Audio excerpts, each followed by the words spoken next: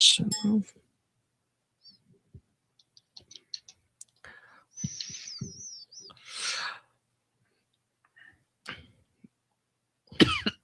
excuse me. I'll send this link.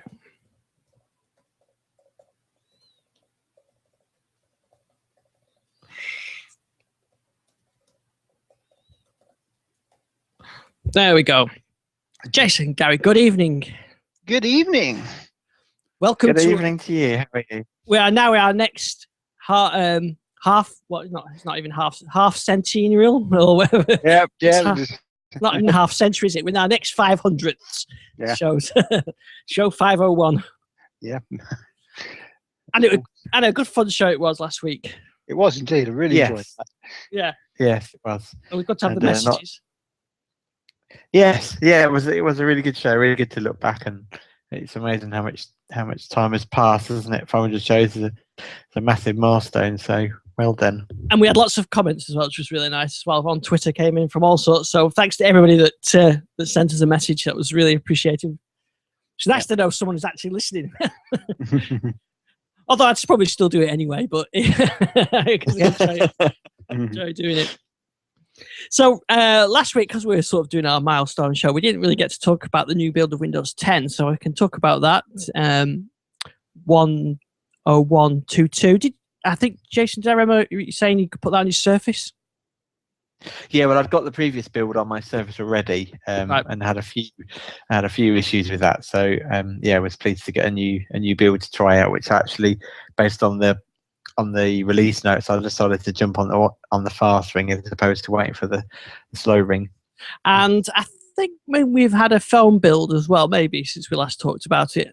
I think we probably had one build or something like that. So we've got that to talk about. We can talk about Cortana coming to iOS and Android. Yep. Yeah. The new phone app being built into Windows 10, so for any type of phone.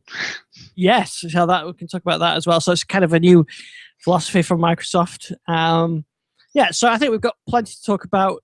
Yeah, I think the May 15th was was when there was a new photo when I reviewed the phone build. So I think we can mention that as well. Mm-hmm. Oh, and I talked a little bit about the 640, Lumia 640. Well, I got my hands on a 640 XL today. So cool. A very nice phone, so I can talk about that as well.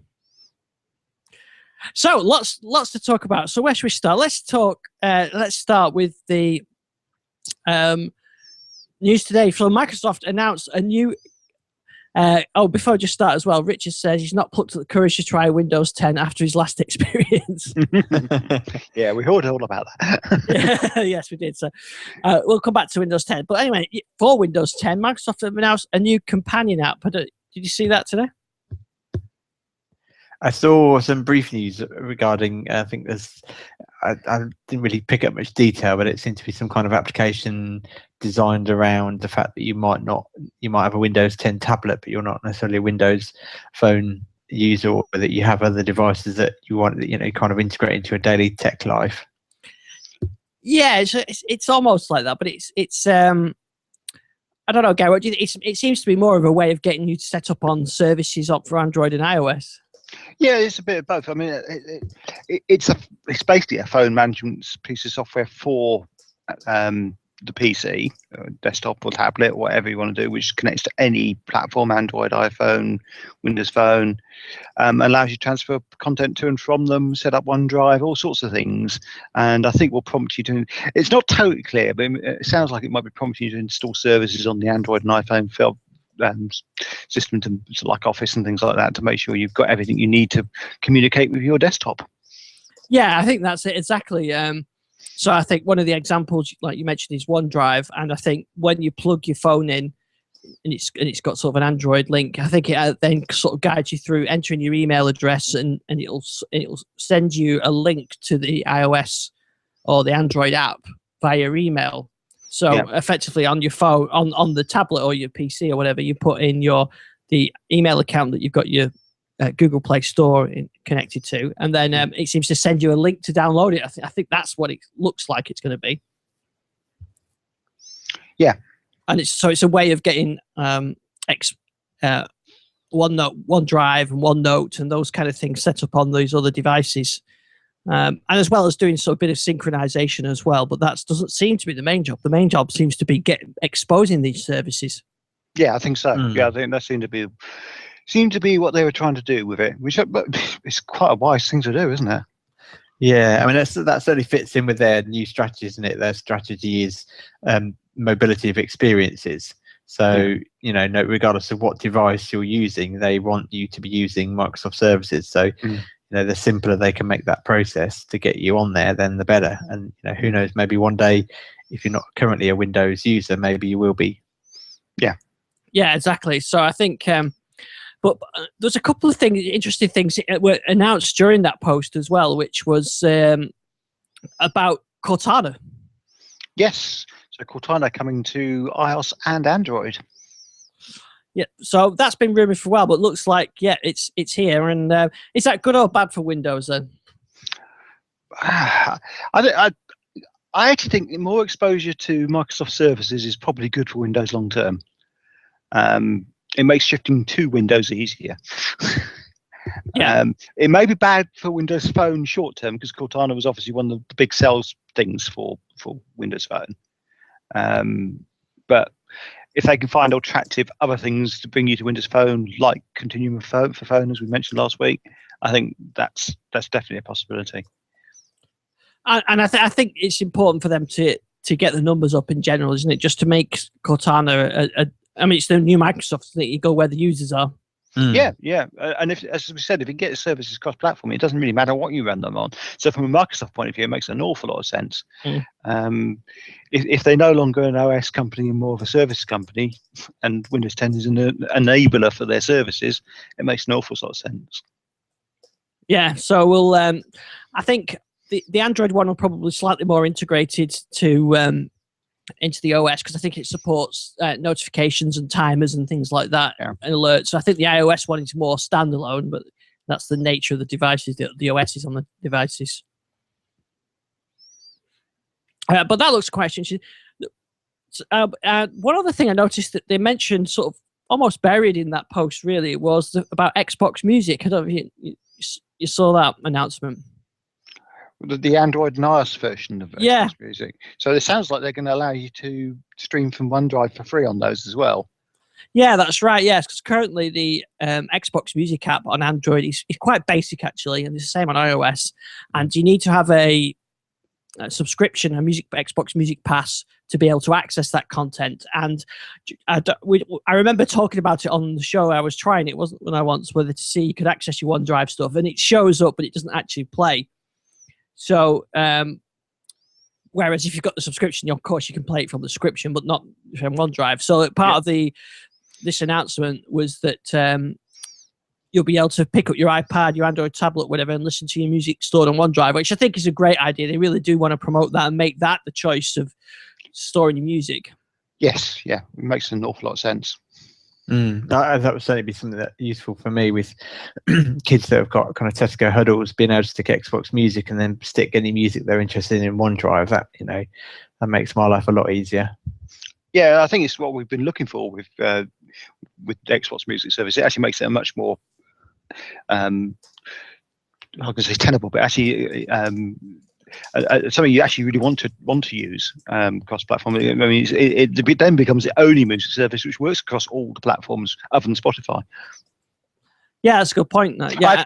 Well, actually, also, of course, the former music service for Windows Phone still works cross-platform as well. Yeah. Well, music. What's it called? Mix. Yeah, music mix. Yeah, music mix. Yeah. Yeah, that's now cross-platform.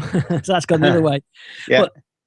But the nice thing I think about that though is that if you're a Windows 10 user or a Windows 8.1 user now, you can just upload your music, and then most people that use Windows don't use Windows Phone, just the way the market shares work. So it's a useful service to be able to have that stored on there, and then just be able to access that from your Android phone or your iOS device. And like Jason said, like on even the cheap Android devices can make nice little cheap music players now. Yeah. But the core of it is you're storing it on Microsoft's platform, which I think it's a great idea, and I imagine the amount of people that use the Android and the iOS Xbox Music app is minute, because how many people actually subscribe to the Xbox Music Pass and then use it on one of those other devices? It's probably very low, but this will really open it up. Yeah, it'd be interesting to see those stats actually, but I would imagine people use the music service that's most closely tied to the device. I mean, people with an iPhone aren't using iTunes, or someone with an Android device that aren't using Google Play, then I'd be quite surprised. Yeah, I mean, that's what I used for a long while, Google Play, and uploaded all my music through there. But the Windows support was pretty poor. And now, really, with OneDrive, I prefer the OneDrive system, and with a Music Pass as well, I think you've got a good cross-platform because I can access some of these other devices. Having said that, I tend not to use my non-Windows devices as much as I used to do. It's funny. Yes. It's funny how these things come around, isn't it? Yeah, absolutely. My Nexus tablet never gets powered on now. My Nexus 5 I use really just for testing Android apps and looking at updates and things. My iPad gets the occasional use, but now I'm really strictly 1520, Surface Pro 3, and my Encore 8, and that's all the devices I use now. Yeah, and I think that's ultimately what they're aiming for, isn't it? Yes, you might not choose a Windows device, but if they can get you on the platform and you start to see how useful it is, and then if they, hopefully will still continue to make things better on Windows, then who knows? And the Surface devices are really nice, and hopefully we'll see some new high-end Windows phones as the year draws on, and who knows? But it is interesting to see the sort of cross-platform approach. So the Xbox Music, Cortana, OneDrive, all out there now for different devices. OneDrive you can get for clients for every platform now. You can get the desktop version for a Mac. You've got a lot of choices now. Yeah, you absolutely have. Yeah, there's obviously smart glass even. Yeah, smart drive. Is that something new? Yeah, that's the new name for OneDrive when Sky get to change it. Yeah, absolutely. With the Xbox Smart Glass app, that's cross-platform as well. So. Yeah, I guess the only thing they really haven't got is a mapping app. I know they've got Bing Maps, but they don't really push that across platform as much. I know Here Maps is up for sale. I'm actually surprised they haven't really gone for that. But then I guess if they were going to go for that, they'd have gone for it as part of the original Nokia purchase. So it's I would imagine that's quite a tricky one for them, because they've made a commitment. A lot of the Bing Map stuff uses Here Mapping. Yeah. For that to go to into the wrong hands, that could be quite they'd have to then kind of potentially uncouple all those services. Yeah, I know they were talking about having a small stake in it. There was some rumours about that a few days ago, but I noticed at the moment that one of the favourite buyers seems to be Uber. Yes, yeah. But you're right. If say Uber bought it and then somehow shut Microsoft out, they are in trouble, effect, because you need a mapping solution for your platform.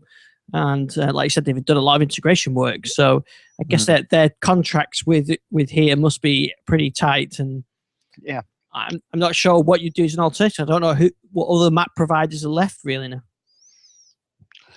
Yeah, unless you do what Apple did and start from scratch. But look at the work that took for Apple. Yeah, did Apple start from scratch, or did they license? I thought they licensed the TomTom. Yeah, I think you're right. Yeah, I think they did. Yeah, but even so, they still had to do a lot of work to get it to work in the way they wanted it to work. Yes, yeah. I mean, their solution was kind of like Bing Maps, isn't it? That it was their own mapping service sitting on top of data from TomTom.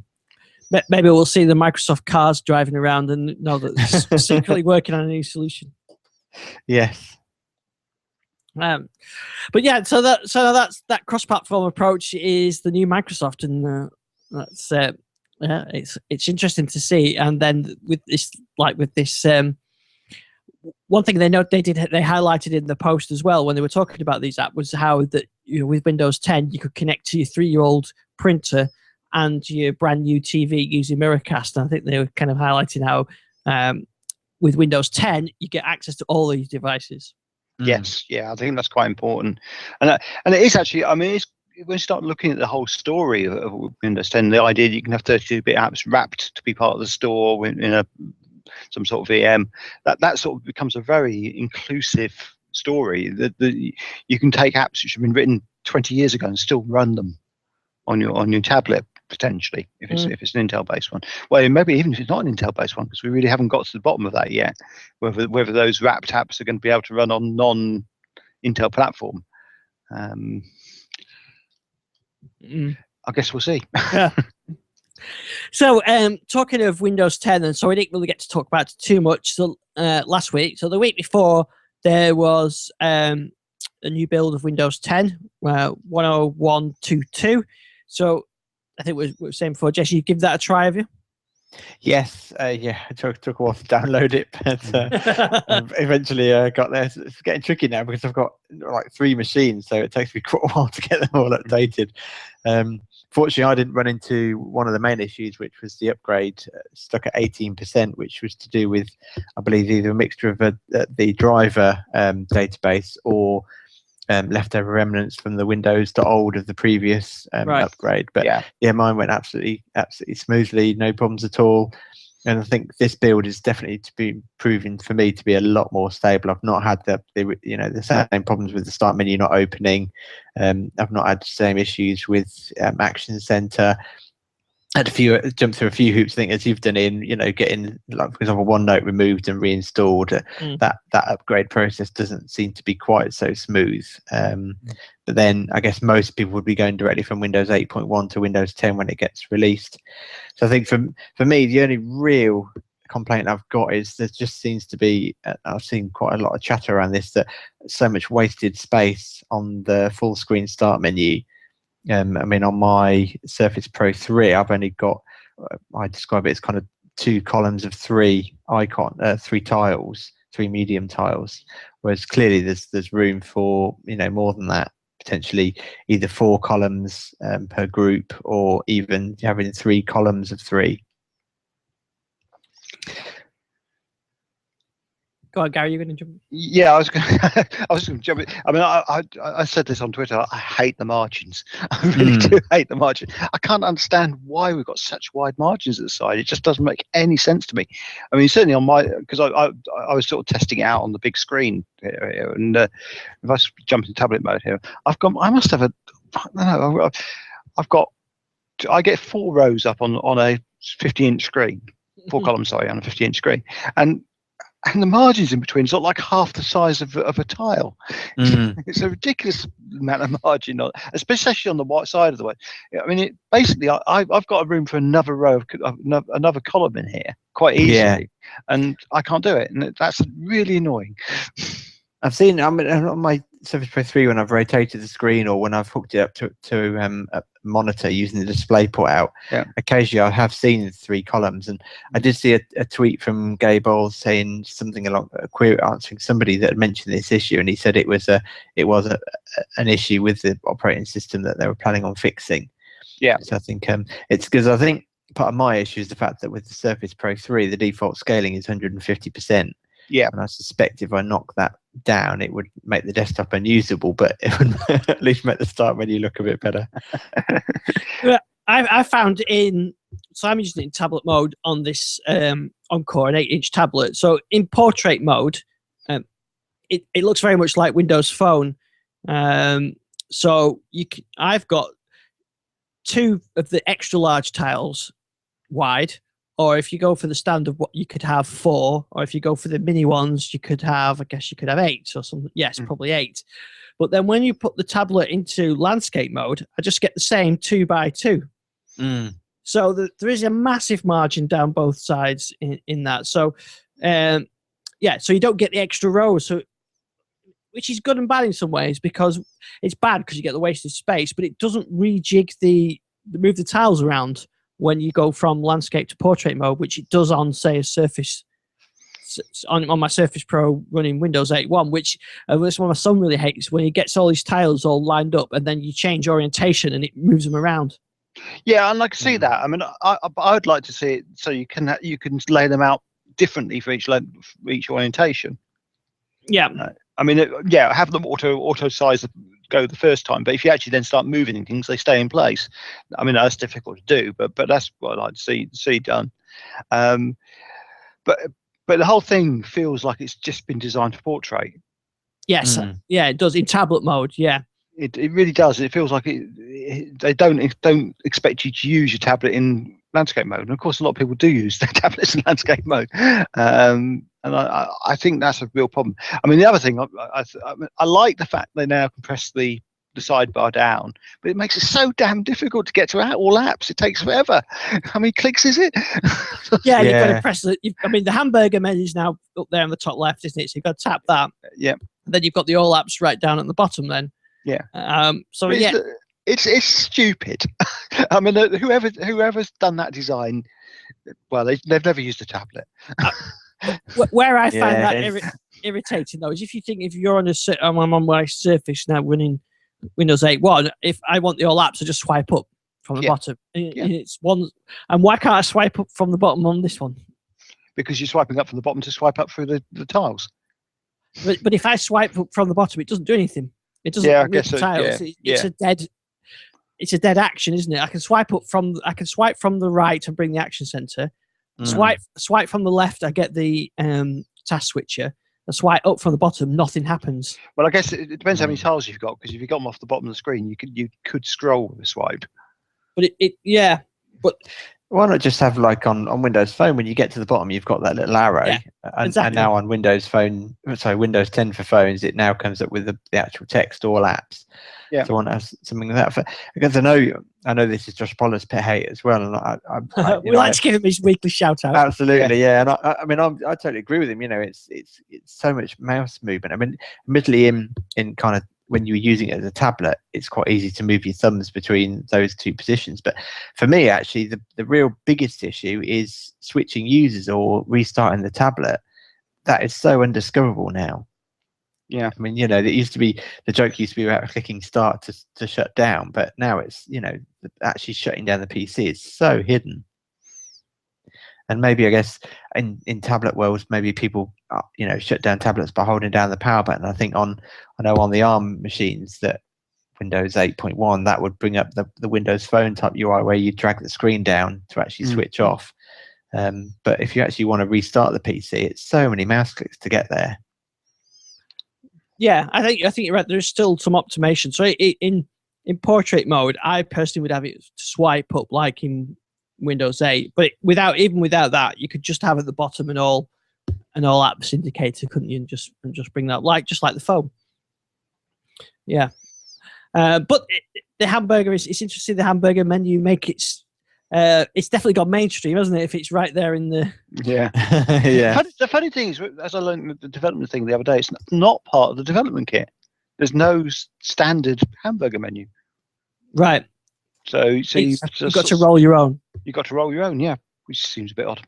I'll tell you what. One thing I found though, I haven't got spent a lot of time not in tablet mode, but when you do it with the start menu, it does look. I think Windows 7 users are going to feel a lot more at home now with this. Oh yeah, I think that. I mean, a lot of I don't criticise the desktop usage. I'm using desktop mode on an awful lot these days, and it's pretty stable these days, except for on some of the apps which decide to close abnormally quite often still, which is slightly worrying at this stage.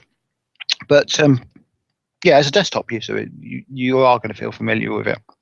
I think there's a couple of things I've just glitches really. I think searching for apps by keep typing for them, sometimes you can't actually click on the results, which is a bit of a pain. And I think, and I know they're addressing this one, but actually navigating through a long list, the fact that they're talking about putting the sort of the A to Z indexing, so you can actually click on the letter. That'll make life a lot easier on that, because I've got tons of apps installed and it takes forever to navigate through them. But yeah, I mean, basically the desktop experience now is pretty good. I have found though, I'm still having problems with the start menu crashing, but you now get a nice dialog box now, instead of before it just crashed and didn't tell you. But you could actually do the Windows power key to bring up task Task Manager and run Explorer.exe and everything would come back. But now you get this little box saying critical failure, Cortana and start menu need to restart, and you click OK. But it takes you back to the sign-in screen where you sign in, and it does the same thing again. So the only option is to reboot, and it fixes everything. But it seems to do it when you leave it for a length of time. So it doesn't do it. It's like it's not doing it now. But if I then come back to this in half an hour, it'll probably do it. But I don't know if there's something specific on this Encore or it's just a general build issue. But other than that, most things seem to work okay on here now. Yes, yeah, I think, as I say, this is a much more stable build for me. It's definitely. I mean, I think one of the comments that Gabe All had in his post, wasn't it, that this is a build that you feel much more comfortable using on your daily driver machine. So, I think that's a big indication of their faith. In the stability of this build. I don't disagree with that. I think that's something I am using it on a daily basis now. So it's not. Might have been for some time, but this one actually feels like it's not going to crash on me all the time, whereas previous ones have. Yeah, definitely. And Spartan seems the Edge browser, that seems a lot better now as well. Yeah, though I'm still having full screen issues. I'm not on an AMD chipset, so I've had the NVIDIA graphics driver crash a few times going to full screen. But it still doesn't like when you switch between portrait and tablet. Yep, it doesn't seem to like any resolution changes. Yeah, that's right. Yeah. any changes of resolution or of aspect ratio, that seems to really throw it and it crashes. But other than that, it's a really good browser. Yeah, it is much better. Yeah. See, we're getting Dolby support in the browser, which is pretty amazing. So that would give direct decoding within the browser. Yeah. So I think you can see. The Edge will become your media browser in many ways. Right. Yeah, it's looking good. It is looking good, and this Encore 8 now is, I can live with this. So yeah, I have this problem with the Explorer crashing, but it's so quick to restart anyway that it's not really a big issue. And you can see it from a desktop and even from a tablet point of view. It's getting better, and I know that people that love Windows 8 on a tablet are not going to be particularly keen on Windows 10 tablet experience. There are compromises, but I think that's just something you're going to have to live with. It's a small minority compared to getting the Windows 7 users on side. Yeah. I think we've said before, it's a small price to pay with some respect. Yeah. Even if it does mean a few extra mouse clicks and buttons for Josh. Yes, I think I mean it's nice to see this. It's evolving. We've now got the tablet mode, as we've discussed with like the hamburger menu, and now they've kind of removed the toggle between full screen start. In non-tablet mode. It's all those things they kind of demonstrated. It's clearly starting to filter their way down to us now. Yeah, I wonder when we're going to see the next build then for the PC.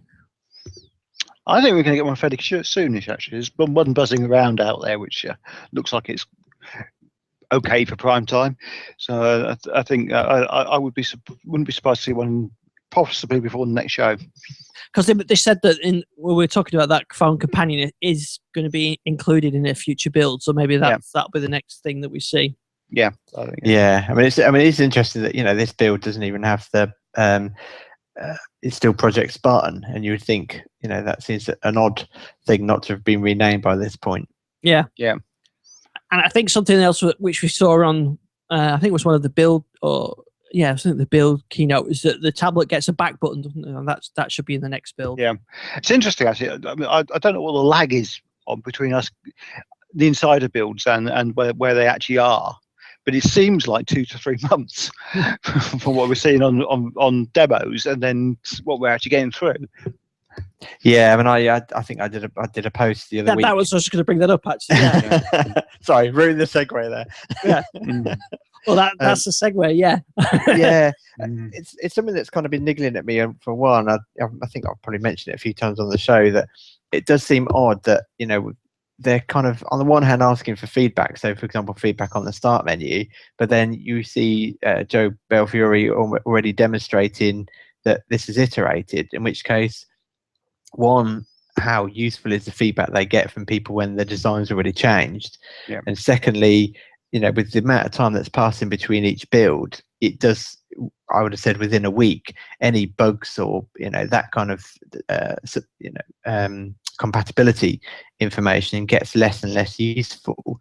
So it has really surprised me just how long it has been between builds, and I suspect what we're really seeing is, albeit a very clever and interesting one to be a part of, and one that I hope continues for a long time, but almost like a cleverly controlled marketing, a very limited controlled set of builds. And I think maybe Microsoft were thinking at the time they'd be able to get these builds stable enough for public consumption and much quicker than has actually proved the case. Yeah, I think you could well be right. Yeah, but things like that sort of the button that you mentioned to go in between the full screen and the tablet mode, I guess that was taken out some time ago in the internal builds, but maybe it validates some of their changes. I don't know if they've seen people complaining about that, then it validates that. But then like you said, what happens if, for example, the hamburger menu, they get lots of feedback now that people hate it, but it's actually it's baked into the builds now, and they can't take it out because they've gone down that path, and it would be it's too far along that path now to reverse it out. So that feedback really useless. I mean, the discussion we've had, the design of that start menu would have been a perfect A/B. Should it be on display or not? Two different test pools, and then gather feedback on it. And I think, as I say, that I think the designer that had already iterated and passed on long before we got our hands on a build, on this build, to be able to provide that feedback. Now, maybe it's not too late to change it, but as I talked about at this point, they must be getting to the point where they're starting to lock this thing down, hopefully to get a build that's suitable and fit for wide public consumption. Yeah, and but it is good, like you said in the post, it is good to be on the inside in some respects, though, to get these builds, to be able to try them. Yeah, absolutely. Certainly, I didn't mean anything as a way of a complaint. It was just an interesting topic for me to open up to see how other people felt, because we've said by this point we should be seeing weekly builds. Really, if we were truly part of the path to RTM, I do hope we'll get some kind of release candidate, however that's branded, and maybe that'll be a lot closer to the actual release branch compared to these, I think, as I say, completely separate branches. And of course, this is going to continue, isn't it? This program. So even after RTM, we're going to see changes and tweaks to it, and it'll be delivered first through here. Yes, yeah, I think that will be again an interesting program to see how that evolves. Again, whether or not that'll be a tightly controlled, or whether or not with the product actually out, whether or not we'll be a lot closer to that release branch. And I guess the people on the Insider program will perhaps be potentially testing a bit like what they do with the Xbox. So the month before the general release, you'll get the new features. So you'll get the new Miracast app. You'll get that 2 months before if you're on the Insider program, and then it goes out to the general public after that. So maybe we'll see that kind of thing, and maybe development version of Spartan browser in 6 months' time, and it'll go to the Insider program first, and so on. So you'll start to sort of see these changes hit the insiders first, and then I presume it will go on the fast ring or whatever they decide to call that path that you can choose, or the slow ring, or whatever they allow you to do. Because I think they're going to be, for consumers anyway, they're going to be pushing these updates out pretty hard, aren't they? Yeah, absolutely. I think, and I think also, these leaked builds have also shown how we're trailing along behind the release the release build path, because quite often there are leaked builds that are higher than the ones that we actually get access to. Yeah. So we could potentially see another build soon, and it'd be nice to see them because it is almost usable now. I wouldn't put it on my Surface Pro yet, but or my main development machine at work. But from this tablet, it's been nice. And the good news is, anybody playing along at home, is the HP TouchSmart is on the latest build and working very well. So. Hey! Yeah, I tell you actually one thing, I've not seen that press power key and Windows button. Oh yeah, that's gone now. Yeah. Yes, which is that's a big step forward for you, I'm sure. Yeah, it is. Yeah, absolutely. So, and I think one of the builds, it was almost impossible to unlock without a keyboard, which isn't very good on a touchscreen. But now that's okay. So this build is actually much better now. So on that Touch Smart. So yeah, it's gone from Vista to Windows 7 to Windows 8 to Windows 8.1, and now through the various Windows builds. So it's doing very well, actually. I think I'm gonna have to pull my Q1 out and see if I can get to get that on onto Windows 10. I don't see why not. Might be the minimum requirements it might hit. I think I seem to remember an issue with Windows 8 for that. Yeah, no, it's it's a good trusty machine. Yeah. So yeah, hopefully it will still be around for show 1000. yeah. Still, and you'll still be on that old broadband speed. Yes, thanks for that. Yeah, I like to mention that each show now. Yeah. Now, going on to slightly more bleeding edge is the phone. Have you not took the plunge on installing that on one of your phones yet? I think, Gary, did you have it on a test phone? I was going to, but I never actually got around to doing so. And that's not totally true, because I had to play with it on a phone, which wasn't actually my phone. But and I decided I wasn't going to put it on any of my phones yet. I think it's still too unstable. Yeah, Jason, I think you would definitely say. Yeah, it's not it's on my son's. Oh yes, Yeah. he's getting less and less grateful about that. How did you sell it to him at the beginning? You're going to have the latest versions of everything. Yeah, absolutely. Yes. Now he's saying, "Can I make a call, please?" Yes. Yeah. His latest complete is why I went the sports app load, and I've tried everything to try and get it to work, but I think I'm going to end up rolling it back to the stock Windows 8, Windows Phone 8.1. I think. And I just found it very sluggish as well. Very slow. Yes, yeah, particularly on the lower end machines. I was trying to persuade my wife that perhaps she wanted a new phone so I could have my old 920 back as a test machine. But I've noticed actually, I picked that up to use that. That's really sluggish on the latest Windows Phone builds. Right. I mean, the release one's not the Windows 10 build, but yeah, the phone does not feel really sluggish.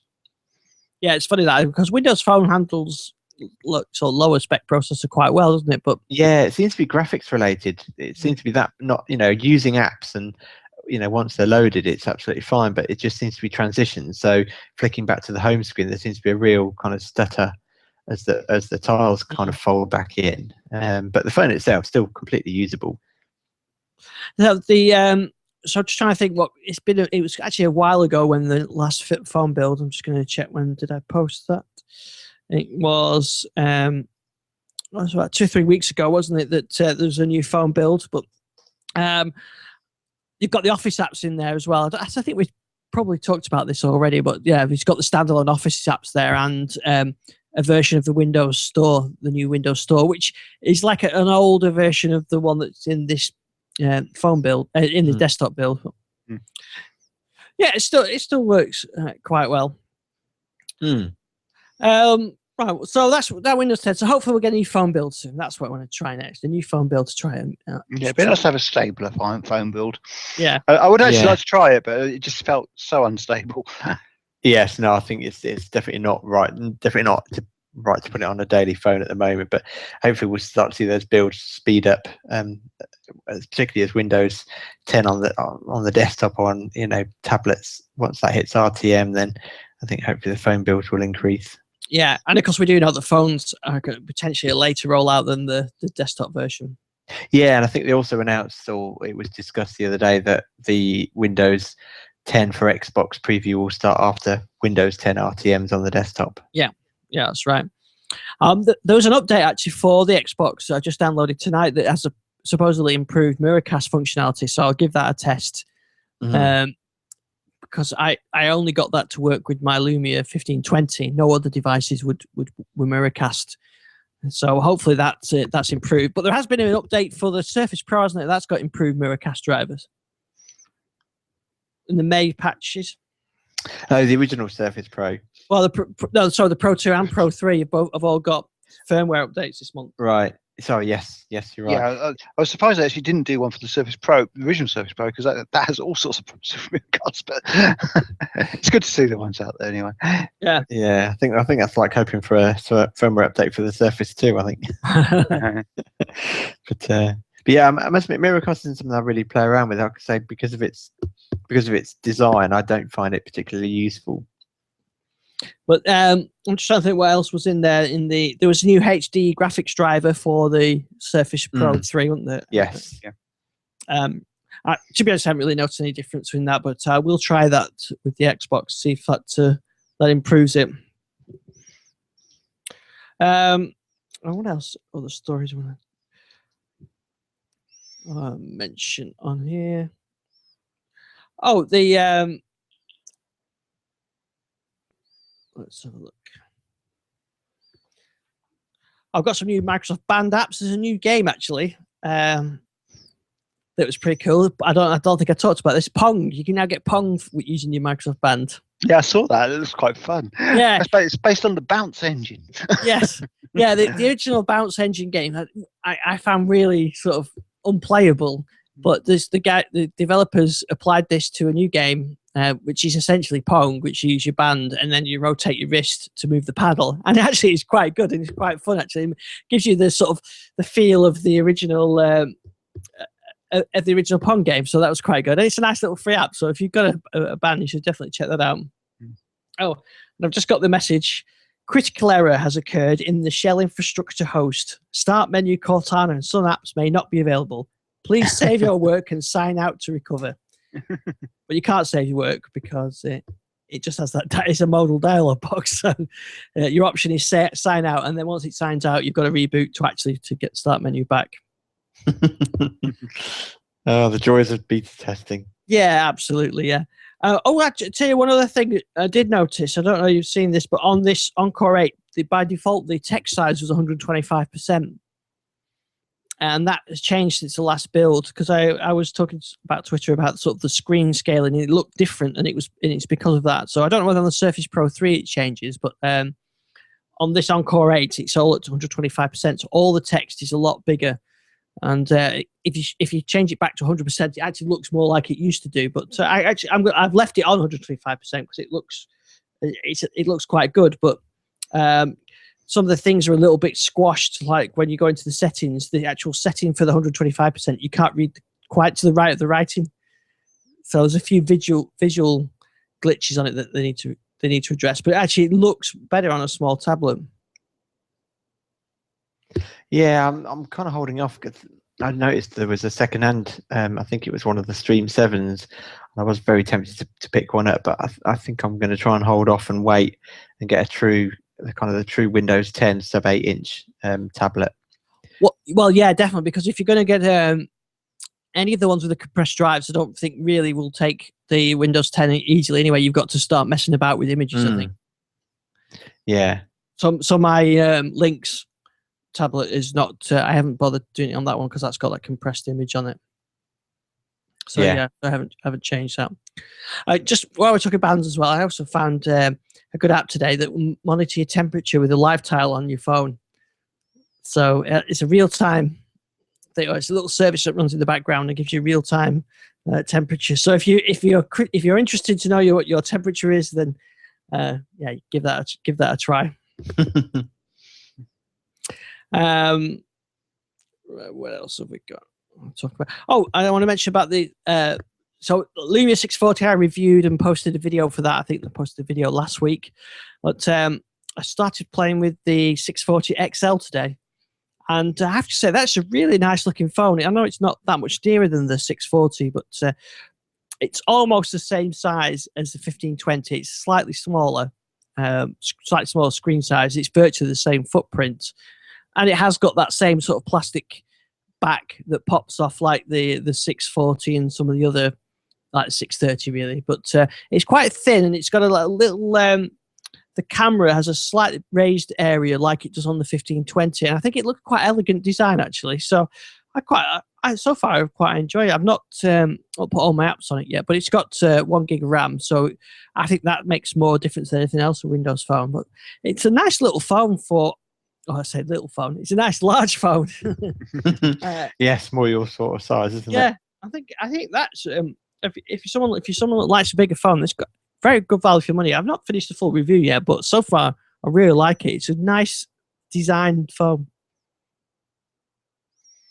That's good. Good to hear. Yeah, I think interested to see what the next. I think there are rumors of a new flagship, didn't you? But I don't think we'll see that, will we, till Windows 10 comes out. No, I think that's a little way off yet. But yeah, I think the 640s are selling really well, and I think especially having that choice, the same phone, but you're kind of choosing the screen size, makes it quite interesting. Yeah, and I think that's what that'll be how the new phones come out, won't it? I would suspect. So the next, when they do have a flagship, there'll be a 930 type size and a 1520 type size, but they'll probably be called 940 and the 940 XL. Yeah, that seems to be the rumor, doesn't it? That's going to be the names. And they sound. I mean, the leak specs sounded really good, but they are very much early leaks, so we'll see. But it's almost certain they're going to be the ones which have got the Continuum features. Should be good. I wonder do you think they'll support the Windows Hello as well?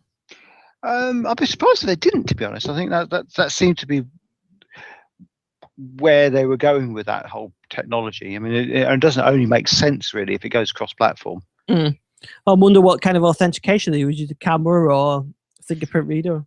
Yeah, well, you could have the little infrared camera in there as well, I guess, which is to do with where it works. I don't know. I mean, until we see it, we really don't know. I mean, we could speculate, but would be pure speculation. Yeah, but I would guess later in the year. Yeah. Because the other hot topic that we haven't discussed about is how Microsoft's going to railroad updates onto the phones. Yeah, so I saw. It's quite interesting to see how different people can read very different conclusions from one blog post. But yes, a lot of the websites were sort of commenting saying, "Oh, Microsoft are going to get round the carriers," and then when you read what they said, they didn't really say that. So go on, give us a back. What's the story? Well, I can only really go on what I read, but it seemed to be indicating that. Microsoft talked about this, the fact they're going to keep Windows 10 devices up to date because that's the way to keep them the most secure. Yeah. And I think, Gary, you've mentioned, haven't you, that there's some work to separate out Windows 10 a bit more between the radios and the actual underlying operating system. Yeah. So the firmware and the operating system. So actually sending operating system updates out, the carriers aren't probably going to be too worried about that. But anything to do with the radio side of things and the firmware, they will. I mean, they've already said the carriers are still going to be involved in this process. So I think this is a bit of a nothing news, although hopefully it will actually speed things up a bit on just getting updates out, feature updates, as long as they don't affect the radio side of things. And it'll be just the same as Android updates going out, which don't affect the radio. They can be pushed over the air without carrier intervention. So, if it's not a firmware update, you should be able to get it out pretty easily. Yeah, I mean, it would be nice. I mean, we've had this discussion so many times before, where Microsoft said with the original Windows Phone 7 that it was, updates were just going to get pushed out, and then that carriers could refuse one update but not the next update. I remember that. Yeah. And I think there were some discussions then when Windows Phone 8 came out that something similar was going to happen. But I think, as you say, Gary, it's hopefully the fact that operating system updates will, work in with conjunction with the carriers that we'll see this a lot quicker. And I think we still have a situation with phones that are still 6 months waiting for the Denim update, and that situation really needs to change. But at the same time, when you've only got 2-3% of the market in the US, that's just not enough leverage to get it through any faster. But yeah, I think that they need a way to be able to roll out new features without being blocked by carriers, but it just seems very difficult for them to actually achieve that. Yeah, I think it's a challenge. It always is going to be a challenge. Yeah. Now, just before we go, I know, Gary, you've got to shoot off soon. On taxi duties. I got not for me for a change. For you for a change, no. There is an update for Windows 10 apparently rolling out. Just see a few people commenting on a KB article. Just see if we can find it on my tablet now. But 3066096 is rolling out for Windows 10. So I don't know what that actually fixes. They really slip off the tongue, don't they? Yeah, exactly. My machine's just flashed up with and disappeared again. So I don't know what that was. But I think they fixed the AMD issue, graphics issue, didn't they? Yes, yeah, they released a new graphics driver. There was an issue, I think, with Spartan crashing watching videos with AMD graphics cards, and that actually came out quite quickly. I was kind of, from the wording of it, I was expecting maybe a 1 week or 2 week delay, but it got issued out quite quickly, and I think there's now relatively well documented certain ways of fixing this 18% issue. And I must admit, I kind of thought we'd see this build hitting the slow ring by now. Yeah, but that is just downloaded. It's the Windows 10 Insider Windows 10 Insider Preview May update that's downloading. So anyway, guys, I'm going to let you go, Gary. Yep, I'll thoroughly enjoyed this, so I'll catch you all next week. Okay, we'll see you next week. Look forward to that. Cheers. And remember, Gary said we'll have a new build by then. Indeed. He's still listening. Yeah, Gary promised us a new build by then. So absolutely. Yeah, now he's gone. So I don't know what this update actually contains. So it says install this update to resolve issues with Windows for a complete and it says for a complete not list. Yeah. I don't know what quite that. I can scroll it across. Yeah, but you can't actually click on any. There's no links, is there, to click on? No, that's it. Yeah, it's quite frustrating, isn't it? Yeah, it is. So I think we're.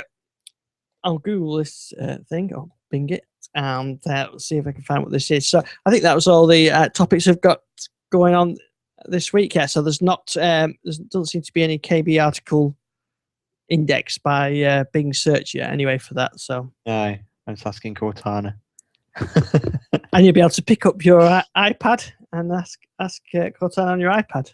Yes, yeah, absolutely. I think one thing, actually, just very briefly, I don't know how much you've used the UI around the new kind of control panel, but it seems to be a really odd interaction. So you've got, like, for example, when you're in Windows Update, you've got Update and Security. You click the cog and it takes you back home, but then there's also like this button that appears just above it.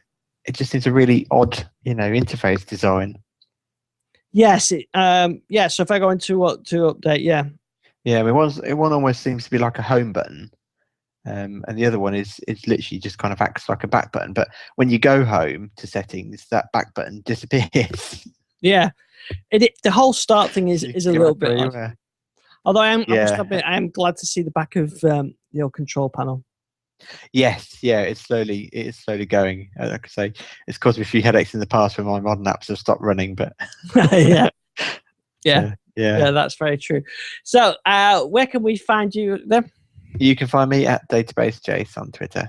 And the occasional but very interesting post on British Lifestyle. Yes, yeah, not I don't post as much as I would like, but yes. Yeah, but always worth reading. Yeah, thank you. So hopefully we'll have a new build to play with by next week. You never know, but we shall be back probably the same time, 9ish UK time on Tuesday evening, but we're on the podcast everywhere else. So until then, we'll see you next week. Yeah, see you next week. Okay, great stuff.